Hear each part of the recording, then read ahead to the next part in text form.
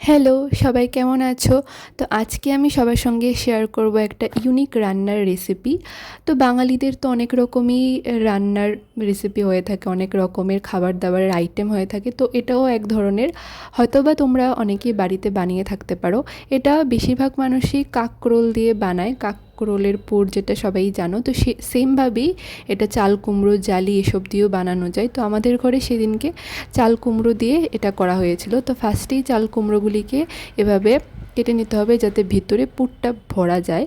তো মা এখানে রাউন্ড শেপে আর হাফ মুন শেপে কেটে নিয়েছে, আর মিডলে একটা কাট দিতে হবে যাতে তুমি পুরটাকে ভিতরে ভরতে পারো। তো পুরটা যেটা বানানো হয়েছে সেটা বানানো হয়েছিল সর্ষে, পোস্ত, একটু কাঁচা লঙ্কা, নুন আর চিনি দিয়ে একটা পেস্ট বানিয়ে।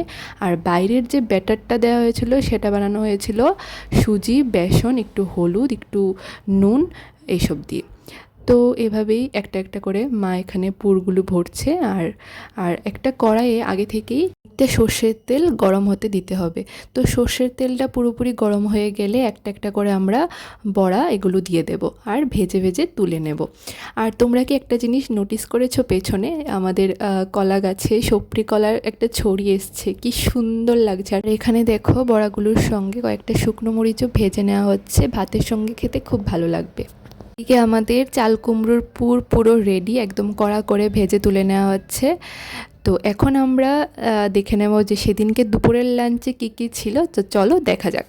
তো অন্যান্য দিনের মতো সেদিনকে আমাদের ঘরে অনেক কিছু রান্না হয়েছিল। তো প্রথমেই তো ছিল চাল কুমড়োর পুর, তারপরে ছিল লাউ পাতা বাটা, এদিকে ডাল, এদিকে ছিল ডিমের ঝোল আলু টমেটো দিয়ে, আরেকটা ছিল ডুগা ডাঁটা আলু এসব দিয়ে শুটকি মাছের একটা তরকারি, সঙ্গে একটা কাঁচা পেঁয়াজ, কাঁচা লঙ্কা। বাস, দুপুরের লাঞ্চ আমার পুরো জমজমাট ছিল। তোমাদের দুপুরের লাঞ্চে কী কী ছিল কমেন্টে জানিও। দেখা হবে আবার নতুন কোনো একটা ভিডিওতে। টিল দেন টাটা, সবাই ভালো থেকো, সকলকে ভালো রেখো।